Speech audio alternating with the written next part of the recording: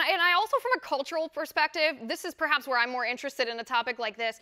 What kind of message is this sending to our society, to our country, that if you're old, you know, elderly people, even the very elderly, if you're ill, if you're disabled, if there's some sort of dysfunction in your life, if you're unhappy, if you're depressed, any characteristic that's deemed somehow less than ideal, that your life is not worth living?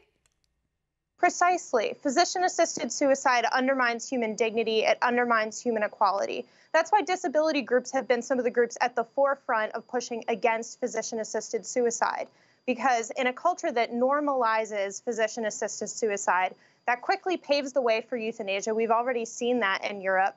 And in those kind of cultures, the first people to suffer are the weak, the elderly, the most vulnerable among us, who receive pressure to either, remove the burden from their families.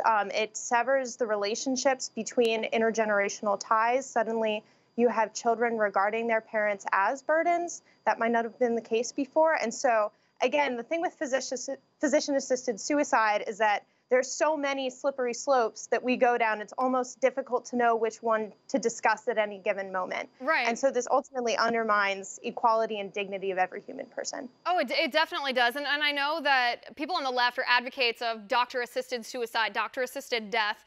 They're going to say, how would this become a slippery slope? How would this lead to euthanasia? But my question would be, we've already seen this happen in some socialist countries that have single-payer healthcare systems. I mean, we saw that, the story that was covered worldwide about that terminally ill baby, Charlie Gard, in the United Kingdom, that a government panel determined whether his quality of life was equal to them paying to keep him alive, or whether he should just, quote unquote, die with dignity here. At what point in our country does this morph into insurance companies determining whether or not a doctor should recommend this or ask you about this, or whether they should deny care for you? And to me, it doesn't seem like that huge of a jump.